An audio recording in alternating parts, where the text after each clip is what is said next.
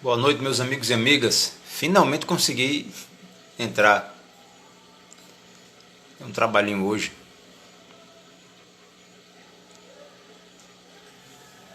Grande Cadu, Adeline Caboclinho, salve tua força. Peço desculpas a vocês pela demora, viu? Aconteceu um imprevisto hoje daqueles. Mas consegui entrar, graças a Deus. Que Orixalá nos abençoe, Adeline. Sidma, meu amor, que bom que você está aqui. Pessoal, vocês me perdoem a demora, viu? Você é minha rainha. Estamos juntos, Sidma. Em nome de Deus.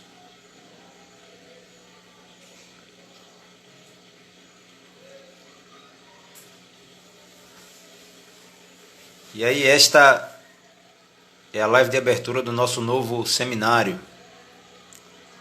que trata de magia indígena e cabocla. E aí, para vocês que já participaram do primeiro seminário, Espiritualidade Indígena e Culto a Jurema, vocês vão perceber que é praticamente um aprofundamento, né? Só que enquanto no nosso primeiro seminário nós vimos muitas questões historiográficas, antropológicas, algumas questões teológicas também, agora nós começamos a enveredar passo a passo. Boa noite, Chico Simões, salve tua luz, gratidão pela presença, meu irmão. Vamos começar a conhecer questões elementares relacionadas às práticas mágicas dos nossos ancestrais indígenas e caboclos. E aí, gente, para que possamos seguir em frente, eu elaborei um método de estudo, um método simples, que me parece ser praticamente o mesmo, presente em todos os grandes manuais de magia que o Ocidente conhece, como Dogma e Ritual da Alta Magia, do Eliphas Levi, Magos, do Francis Barré, Filosofia Oculta, de Cornélio Agripa. Enfim, todos esses livros foram organizados, basicamente divididos em duas partes, teoria e prática. Então esse é o método que eu acredito que funciona. Quando você domina a teoria, domina os fundamentos e compreende o que está fazendo, o porquê realizar determinados atos durante um ritual, etc. Quando você compreende, a tua prática tem muito mais força, ganha muito mais força. Uma coisa é alguém ficar observando o outro fazer e copiar e repetir, sem saber o que está fazendo, sem entender o que está fazendo. Outra coisa é você estar imerso, estar mergulhado, conectado e pertencente, dono de um grau de compreensão no que se refere às técnicas e teorias e fundamentos e elementos, enfim. E aí, dentro dessa perspectiva, desse modo de organização, dividindo o seminário em teoria e prática, eu acredito que alguns elementos essenciais, alguns fundamentos básicos da prática da magia, de modo especial, da prática da alta magia, voltada, tendo como base, tendo como fundamento as tradições indígenas, isso vai voltar a vibrar na vida de cada um de vocês. Mas antes, deixa, para quem está me conhecendo agora, eu me apresentar. Como vocês sabem, meu nome é Rômulo Angélico, eu sou historiador, especialista em ciências da religião e professor de história. Essa é a minha vida profissional, digamos assim, né? Mas existe algo que, a meu ver, é mais importante que a profissão e que sustenta a profissão aqui na Terra, que é o compromisso espiritual, o compromisso com a espiritualidade. Então, eu particularmente me considero compromissado com a espiritualidade e venho, dentro desse compromisso, realizando um estudo a respeito das tradições indígenas do território brasileiro, de modo especial as tradições indígenas dos ancestrais, nossos ancestrais que habitaram o território do Rio Grande do Norte. Boa noite, Carol, salve tua força. E aí, além dos estudos clássicos, né, de alta magia, ocultismo, esoterismo, espiritismo, etc., eu sinto que minha missão está ligada aos povos indígenas do território do Rio Grande do Norte e venho há um bom tempo realizando essa pesquisa, praticamente 16 anos, na verdade, pesquisa teórica e prática, né? Prática porque parte do que nós absorvemos no campo do conhecimento só podemos alcançar tendo vivenciado determinadas experiências. Senão nós teremos como base sempre as experiências de outras pessoas e vamos ficar achando que funciona, não vamos passar pelo movimento, pela essência da coisa, né?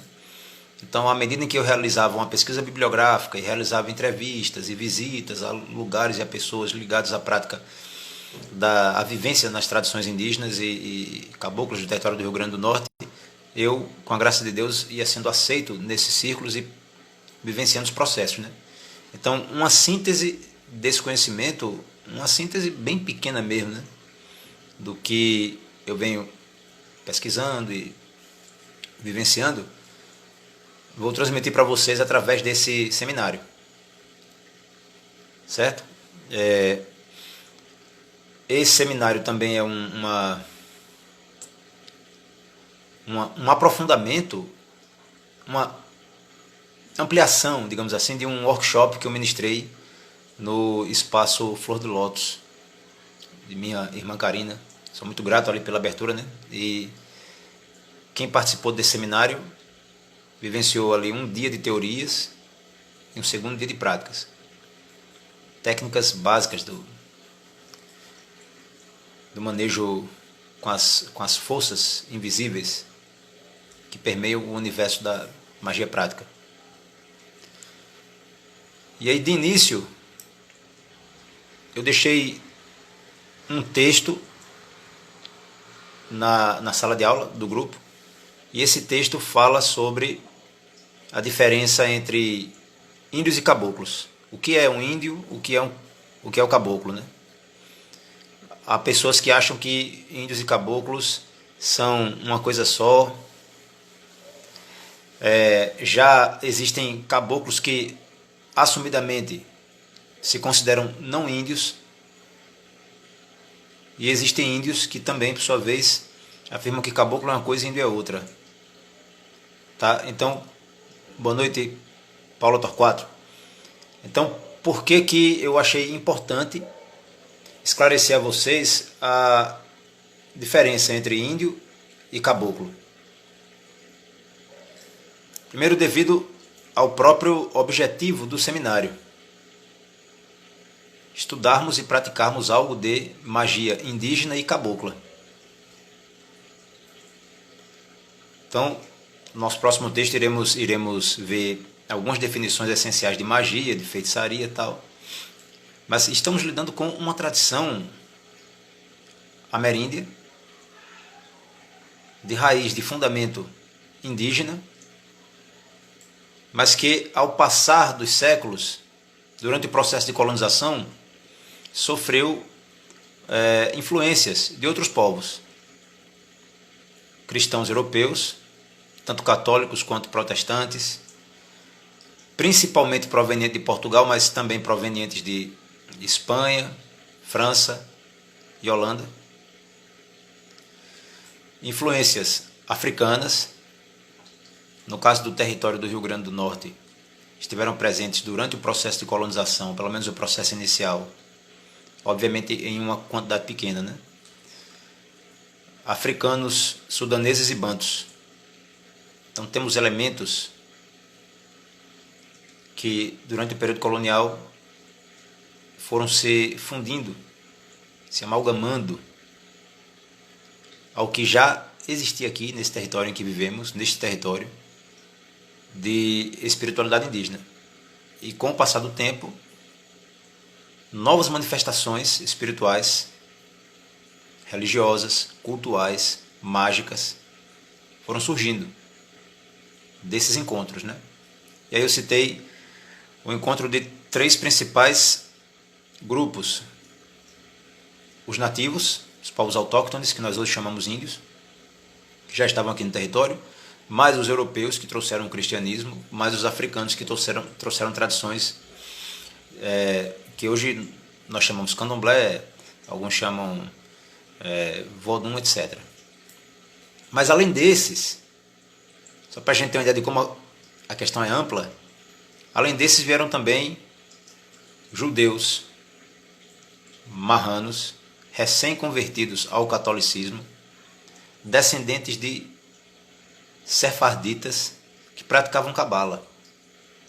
E aí nós temos no território do Rio Grande do Norte, de modo especial nos sertões, a presença de judeus que também participaram desse processo de formação daquilo que mais à frente eu vou explicar a vocês, que nós chamamos de culturas caboclas, né?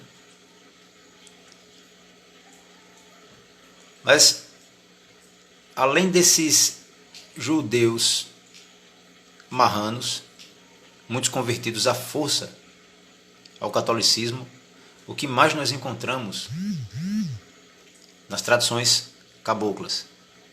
Encontramos ainda elementos islâmicos, encontramos aspectos de magia e feitiçaria sumeriana, encontramos folclore italiano. E aí será preciso um estudo posterior, que já está em andamento, já estou realizando esse estudo,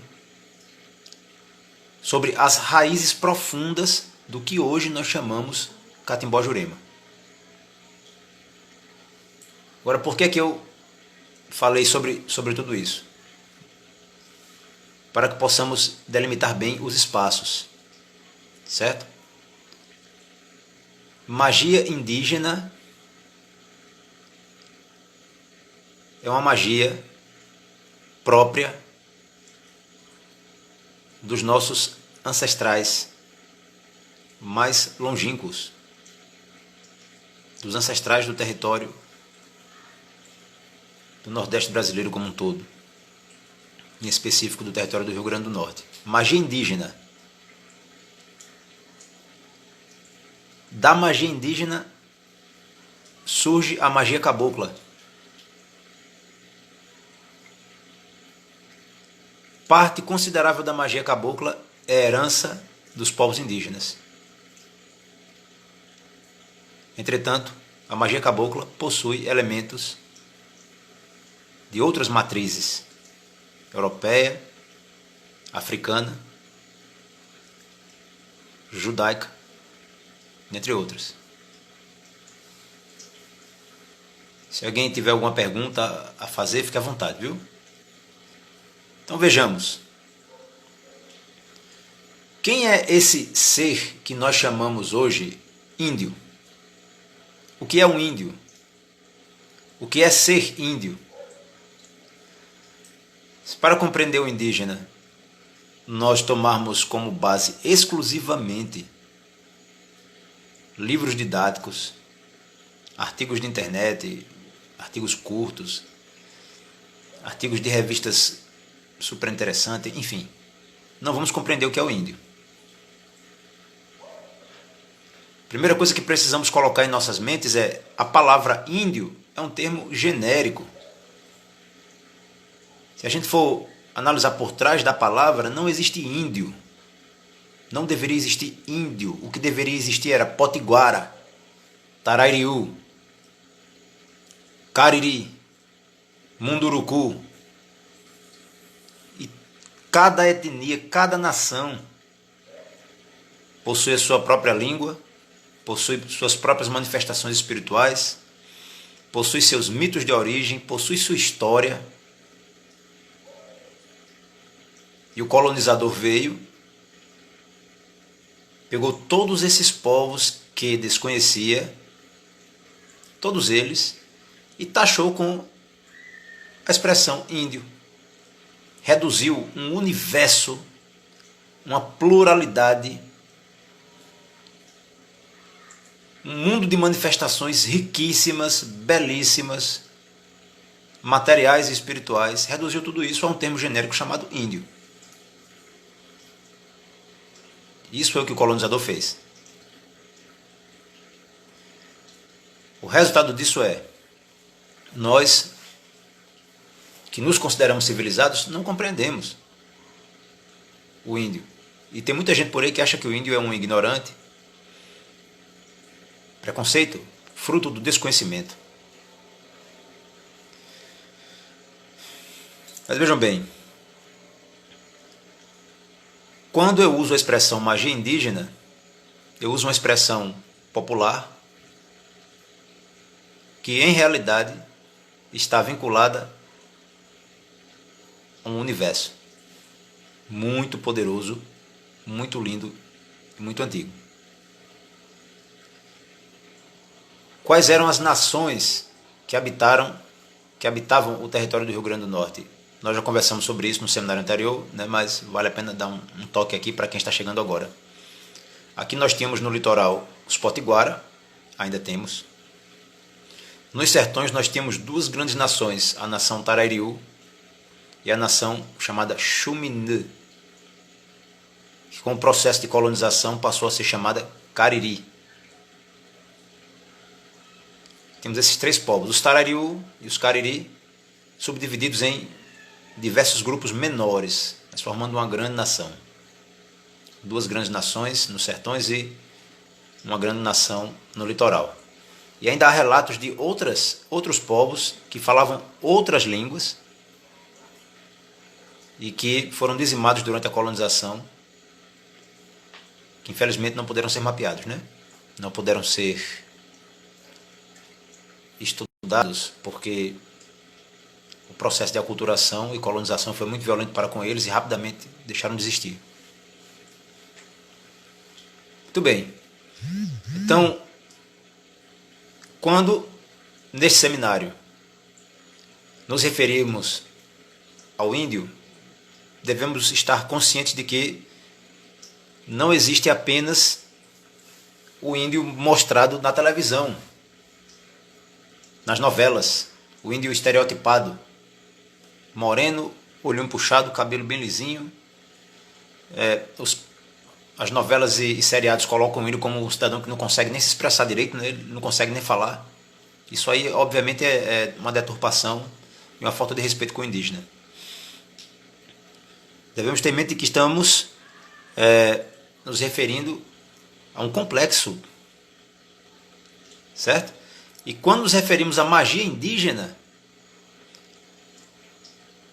podemos resumir a coisa da seguinte forma: os métodos de manipulação energética utilizadas pelos indígenas, ou seja, pelos Potiguara, pelos Tarariú, pelos Xumini, métodos de manipulação de forças sutis, forças ligadas à mente, forças ligadas à natureza. É bom entender, magia é uma ferramenta. A magia é uma forma de autoconhecimento também. Tá? É uma forma de se autoconhecer e de conhecer o todo, né? O cosmos. Mas a magia trata da manipulação de energias sutis. E aí, os povos indígenas tinham esses métodos? Será que eles tinham essas técnicas de manipular forças como o calor, manipular energias ligadas ao subsolo, estabelecer conexão com energias transplanetárias, interplanetárias, técnicas para expandir a consciência, práticas mágicas de cura, através das quais entidades espirituais eram invocadas para curar determinada pessoa. Esse é o campo da magia. Quando estamos tratando de magia indígena, certo? Quando eu estiver tratando disso com vocês, eu estarei apresentando a vocês elementos dessa magia ancestral, dessas técnicas de magia ancestral anteriores à colonização, ou do período inicial da colonização. Porque foi justamente nesse momento, período inicial da colonização, que os jesuítas, os franciscanos, os capuchinhos colonizadores estavam tomando notas das práticas e costumes e crenças indígenas. Tendo como base essas notas, eles elaboravam uma forma de doutrinar os índios para o cristianismo e combater aquilo que eles consideravam heresia, idolatria, etc. O cara colocou totalmente conexão grande com a natureza. Eu fico feliz em ser útil. Muito obrigado. E o caboclo, gente? Só uma ressalva, né? Para quem acha que não existem índios no Rio Grande do Norte, é bom deixar claro aqui que existem, sim, descendentes indígenas, que no final do século XIX foram sabotados pelos grandes proprietários de terra. Os proprietários de terra, os latifundiários da capitania do Rio Grande, já estavam de olho nas terras dos índios, né? Que eles haviam conseguido essas terras depois de muita luta. A coroa portuguesa entregou algumas pequenas porções de terra para determinadas comunidades indígenas, né? E aí os senhores de engenho começaram a alegar que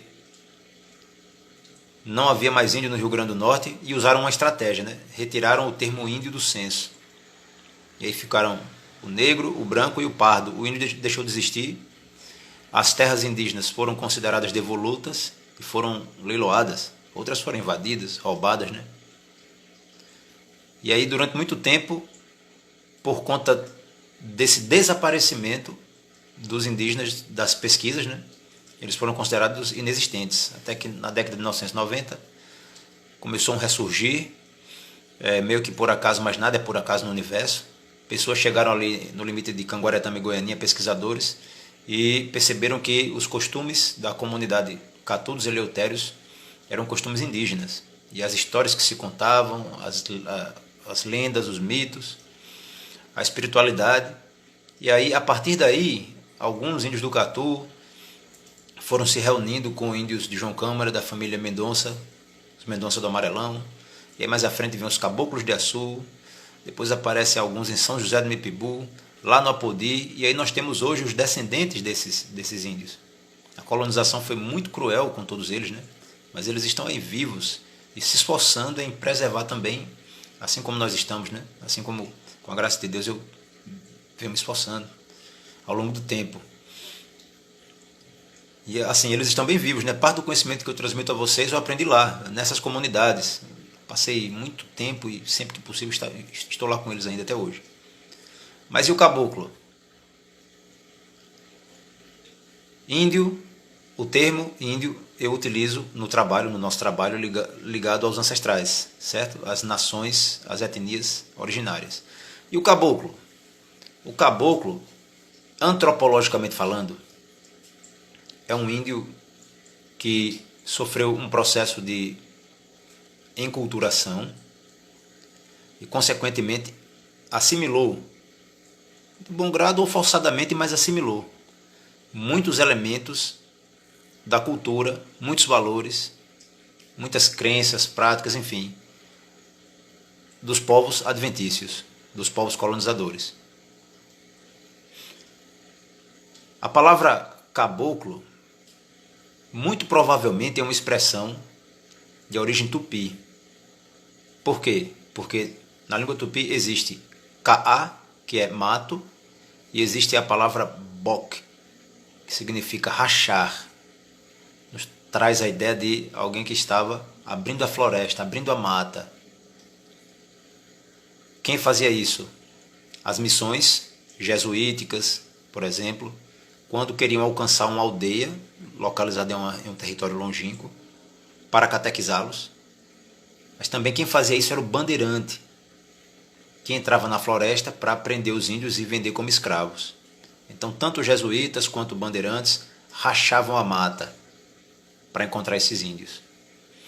Quando os jesuítas encontravam os indígenas, havia todo um processo de como assim, minha irmã? Um desbravador?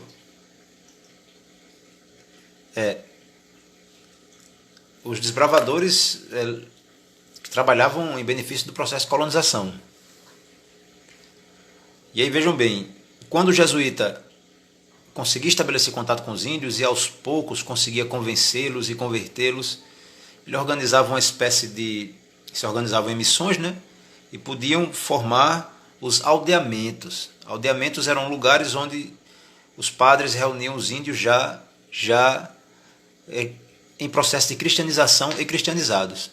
Sim, minha irmã, no caso dos bandeirantes. Perfeitamente. No caso dos bandeirantes, o bandeirante ia à procura, no caso não exatamente os bandeirantes, mas um movimento semelhante, é chamado entradas, as entradas, né? As entradas iam prender índios para vender. As bandeiras iam à procura de ouro. Às vezes elas faziam papel invertido, sabe?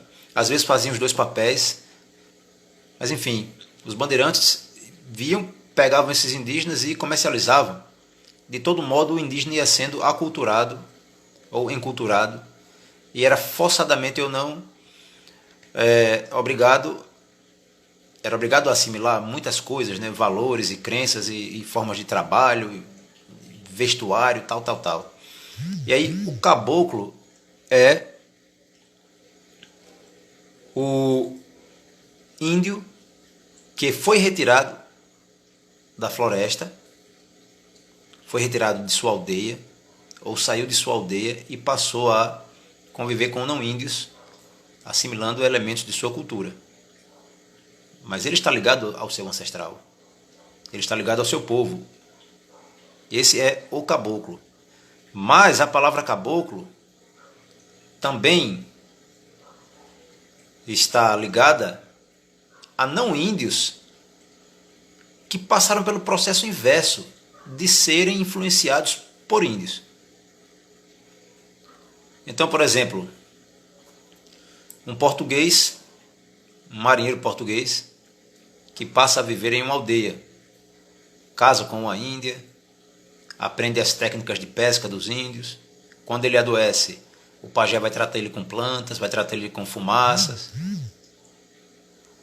E com o passar do tempo, ele assimila muitas coisas, crenças, valores, costumes indígenas.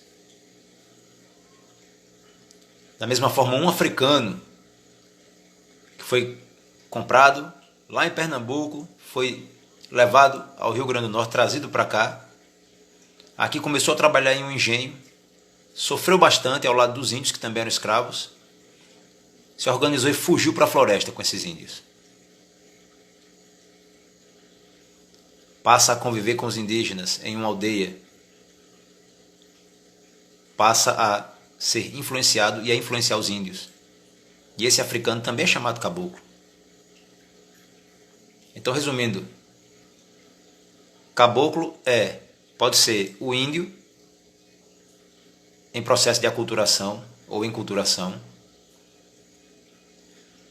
assimilando valores e hábitos não indígenas. Pode ser o europeu, que passou a viver próximo ou entre os índios e assimilou elementos da cultura indígena. Pode ser o africano, que passou por um processo semelhante. Certo? Então, quando falamos em magia indígena, estamos nos referindo aos métodos de magia e aos fundamentos da magia própria das 3 nações que habitaram o território do Rio Grande do Norte. É importante que em nossa pesquisa nós consigamos ir o mais longe possível. Eu acredito que um seminário como esse, de 6 semanas, é pouco. Porque a cada dia que passa eu me deparo com muito mais coisa. E eu acredito que para alguém conseguir mergulhar profundamente nesse universo ancestral, nessa egrégora ancestral, em realidade é preciso uma dedicação de uma vida. Porque senão você não vai longe. Você pode conhecer e tal, mas não vai longe. Já no caso da magia cabocla, como podemos perceber, a magia cabocla são os métodos indígenas, europeus e africanos em uma simbiose, digamos assim, reorganizados, né? Reorientados. Tenho certeza que é um tema fascinante e instigante. É uma coisa muito boa de se pesquisar, pelo menos eu me sinto muito feliz em realizar essa pesquisa. Se eu pudesse, eu me dedicaria mais. Então, nós temos aí, na magia cabocla, por exemplo, o que é que nós encontramos? O uso de plantas de poder é uma característica. E não só, quando eu me refiro a planta de poder, não me refiro a plantas que causam expansão de consciência. Não exclusivamente esse tipo de planta, certo? Mas toda planta que possui uma propriedade medicinal, que pode ajudar alguém, que pode curar alguém, é uma planta de poder.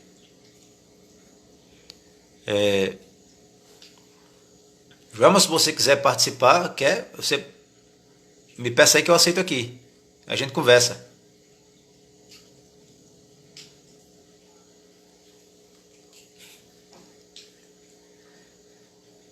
Ah, tudo bem, minha irmã. Salve tua força. Porque Carol sugeriu, né? Então, gente, nós encontramos, por exemplo, na magia cabocla, uso de plantas de poder, plantas da flora nativa, da flora do Nordeste brasileiro, certo? E o universo, parte do universo mágico espiritual que envolve o trabalho com essas plantas. Isso de matriz indígena. E aí nós encontramos também reza forte, método mágico, uma forma de manipular uma energia sutil, a reza forte com certeza de origem ibérica. Já temos aí um elemento indígena, um elemento ibérico. E aí nós encontramos, por exemplo, junto disso, um toque para o anjo da morte. Uma espécie de toque que só o africano conhecia. Uma forma de contatar uma inteligência de um plano paralelo e fazê-la, de certa forma, atuar em nosso plano tridimensional. Isso também entra no universo da alta magia. Então, o que é que eu quero apresentar para vocês e trabalhar com vocês dentro de uma ética, obviamente. Em um momento vamos estudar a ética na prática dos trabalhos espirituais, isso é importante, viu? Lembrando que tudo no universo nos traz uma consequência, se fazemos o bem, atraímos o bem, se prejudicamos um ser vivente, essa energia que descarregamos retorna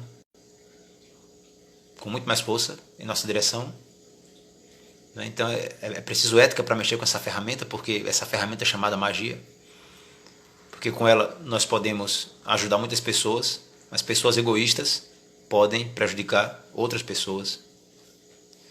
Egoístas no sentido destrutivo da palavra, né? Na verdade, egolátricas, não egoístas. O egoísmo não é de todo uma desvirtude. Então, vamos iniciar tratando dessa magia mais ancestral e vamos dar continuidade investigando e enveredando pelo caminho da magia cabocla de origem colonial. Ok? Eu gostaria de saber se deste grupo alguém que está participando da live já deu uma lida no texto que eu coloquei na sala de aula, e se alguém teria alguma dúvida, alguma pergunta ou algum comentário a fazer. E eu estou às ordens e espero que vocês gostem do seminário. O irmão Maurício entrou ainda agora aqui, mas eu não tive como parar aqui para aceitar a participação dele, né? Acho que ele me mandou não sei se ele está conseguindo entrar ou se ele me mandou um convite agora.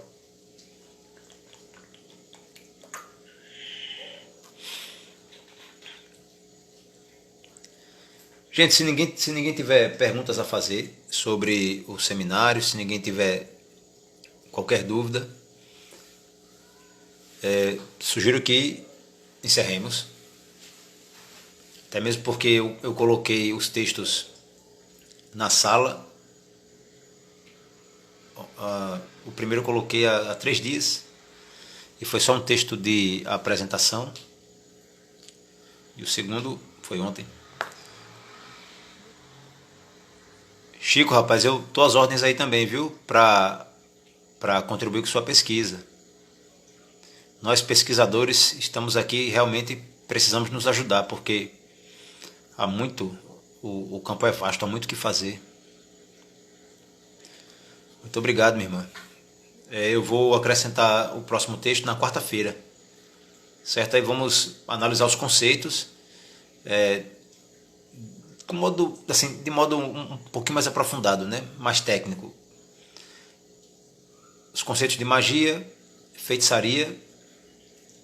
Vamos conversar um pouco sobre o texto em si, é de uma boa e clara interpretação. Tá bom. Bem, então esperar mais uns 2 minutos, caso alguém tenha alguma pergunta a fazer. Se ninguém tiver, eu vou encerrando, certo? E aí vocês que estão fazendo parte da sala de aula podem me procurar ou vocês deixam mensagem na própria sala de aula, ou então procuram no grupo do WhatsApp.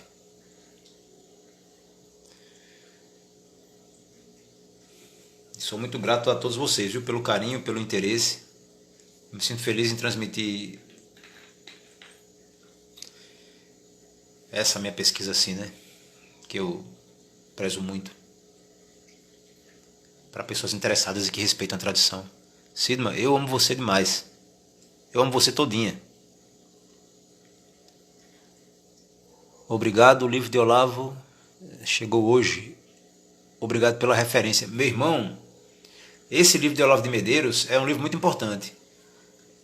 Existe um que é muito mais aprofundado que ele, que foi relançado recentemente. Inclusive, eu peguei aqui esse livro para enviar para os irmãos da Ordem do Lótus Negro.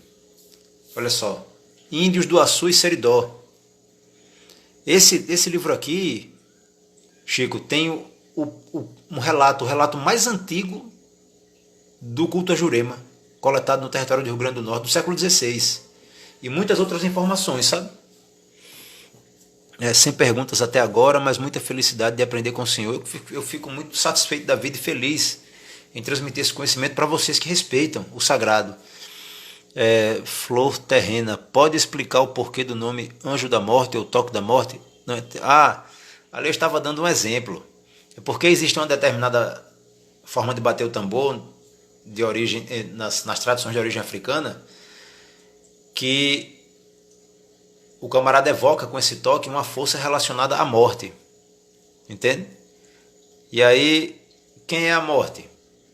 Numa tradição cabocla, existe a crença no anjo da morte, o anjo que vem, o ceifador, né? O anjo que vem matar. Então foi isso que eu falei, o anjo da morte.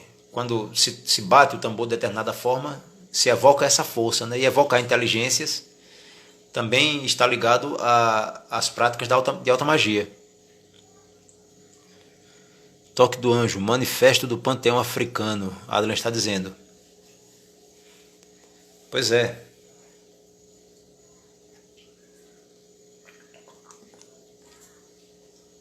Agora, Chico, existe um outro livro. Eu tenho esse livro, mas no momento eu acho que não está aqui, cara. Tenho muitos livros, na verdade, sabe? Só que por conta da pandemia não estou tendo acesso a eles. Isso aqui é só alguma coisa ligada à minha pesquisa, muito pouca coisa que eu tenho que dar conta, mas você pode encontrar informações muito preciosas ali. Não sei se você já possui esse livro chamado Viagem ao País dos Tapuia. Estou tentando buscar referências sobre a história dos chucurus daqui de Pernambuco. Acho que você falou que o livro conta um pouco dessa história. Sim, o livro fala um pouco sobre essa história. O Índio do Açu e Seridó também. Esse que eu falei é Uma Viagem ao País dos Tapuia, escrito por Rolux Barô. Fala justamente do contato desse missionário holandês que foi enviado para cá após a morte de Jacó Rabi. Ele foi enviado para cá para interagir com o grande rei Janduí, que foi o pai de Canindé. E Canindé, que foi uma das maiores lideranças da Guerra dos Bárbaros, tal. Os Chucuru são um subgrupo Tarariú. E tinham também como principal, assim, de todas as aldeias, o Janduí. Posteriormente o Canindé. Quando Janduí morre, né, Canindé se torna um grande rei. E aí, sim, Ana, vou deixar gravada, viu? E aí esse livro fala um pouco desse primeiro contato aí, rapaz, do Rolox Barô, né? Com os Xanduí. E aí eu conversei também com uns amigos Chucuru, na época que eles estavam aqui no Rio Grande do Norte. Estive com eles na aldeia Catu.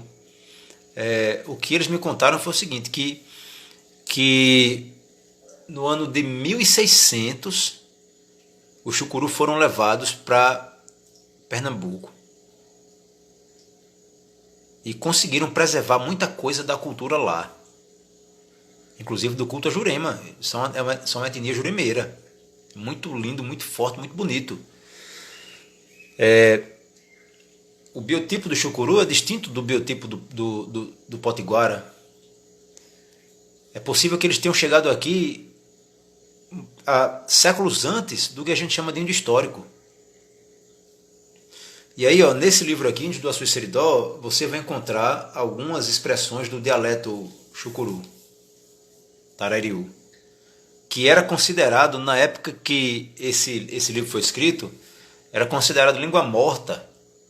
Hoje em dia nós sabemos que a língua não é morta. Lá em Pernambuco, alguns índios Chucuru falam o brobo, que é o dialeto deles. E esse aí também é um que eu quero aprender.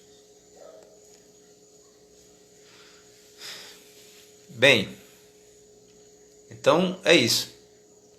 Mais uns 2 minutinhos aí para alguém que queira conversar comigo. Se não tiver mais perguntas, a gente encerra. Ainda temos uns 20 minutinhos.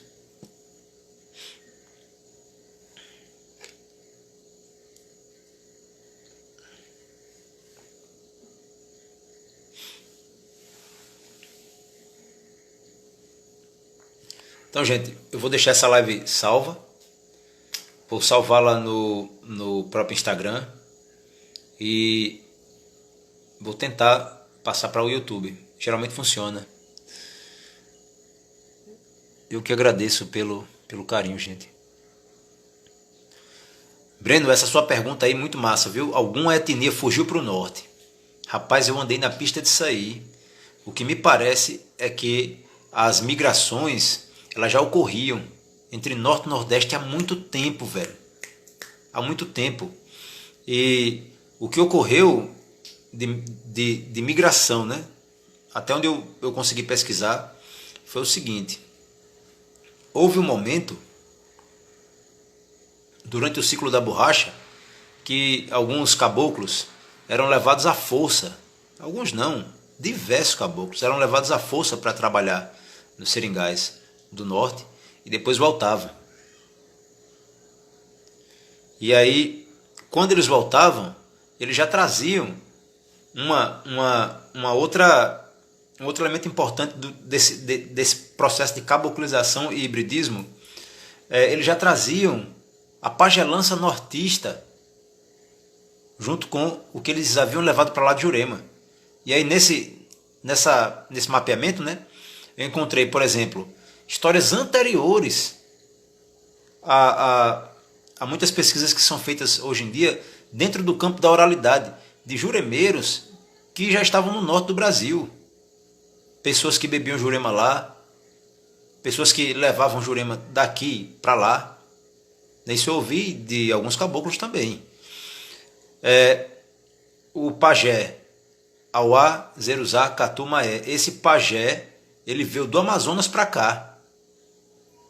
Porque os anciãos da aldeia em que ele vivia diziam para ele que a família dele era do Rio Grande do Norte. Eram índios que tinham vindo do Rio Grande do Norte, que foram para o Amazonas, né? Saíram daqui e foram para o Amazonas. E ele veio para cá procurando as origens dele. Porque o Nordeste é cheio de angico e as referências atuais de Opus são tudo do Norte, até a Venezuela. Pois é, esse processo migratório é antigo e deve ter sido de uma obviamente por conta do tempo também, né? Caminhada, tal, muito vagaroso, mas de uma profundidade de aprendizado incrível. Pois é, incrível isso do angico. Vamos sim. E aí, lá em Canguaretama, por exemplo, existe uma rua chamada Paraguai. Conta a lenda, reza a lenda, né? O mito de origem, que essa rua ganhou esse nome por causa de índios que vieram do Paraguai, índios Guarani, que vieram do Paraguai até Canguaretama e passaram a morar lá. Agora, quanto tempo levaram para atravessar ali na caminhada? E o que eles estavam fazendo? Será que estavam à procura da terra sem males? A busca pela terra sem males foi um elemento, um fato presente nas culturas indígenas que, inclusive, fundiu-se com o sebastianismo. E aí nós temos a origem de vários movimentos sociais no Nordeste de caráter religioso que tem uma influência tanto do sebastianismo, da encantaria portuguesa ali, Dom Sebastião, que encantou, se tem que desencantar, quanto a busca pela terra sem males. Comunidades em que iam tentando se formar, em que ninguém passava fome. E aí nós temos ali as santidades também, né? Todo aquele movimento. Enfim, a estrada é longa. É o trabalho de uma vida, minha gente. Se algum de vocês... Vou sugerir assim, olha, tem pessoas que gostam e tem pessoas que amam. O caminho que eu particularmente considero o caminho, meu caminho, o da Jurema, né? Que está inserido, obviamente, nas tradições indígenas. O caminho vermelho, parte do caminho vermelho. É um caminho que se você ama, você se dedica, se aprofunda nele, é tão poderoso, é tão lindo, é tão rico e completo, integral, como qualquer outra tradição espiritual religiosa, sem tirar nem pôr.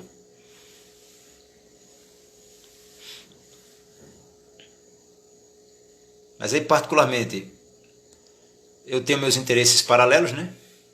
Me interesso muito por Cabala, magia sumério-babilônica, Tantra, todos esses são os campos de pesquisa aos quais eu me dedico.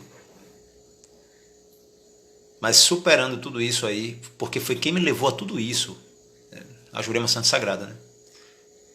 A Jurema Santa Sagrada reinou em minha vida de uma forma e me deu a orientação que ela sentiu de dar, e eu sou grato demais. Pessoal, se vocês não têm mais perguntas,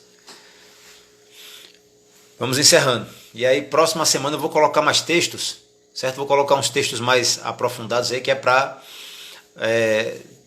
podermos realizar uma videoconferência, uma live e uma videoconferência semana que vem e debater bastante, conversar bastante, tá? Então é isso. Quero agradecer a todos vocês. Lembrando que se vocês ainda conhecerem alguém que tenha interesse em participar desse seminário, vocês dizem que eu vou estar fazendo inscrição até o dia 10. Certo? Por que só até o dia 10? Porque acho que ainda dá tempo de pessoas que entrarem depois alcançarem o ritmo da turma. Né? Alcançar o ritmo da turma. Se passar do dia 10, aí o cara chega na metade ou chega no final, já perdeu muita coisa. Sim, no seminário anterior eu coloquei assim uns textos, não eram tão densos não, mas alguns tinham, acho que chegou a 15 páginas de um texto. Enfim, para a próxima semana eu quero aprofundar mais o assunto. Como nós só tínhamos 3 dias, né, antes desta live, aí eu peguei leve.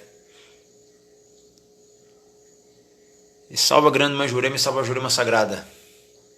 Paz e alegria para cada um de vocês. Um maravilhoso final de semana. Vou passar um tempo aqui agora articulando para colocar no YouTube, viu? Para vocês assistirem quando quiserem. Grande abraço. Que Deus e a Jurema abençoe todos vocês.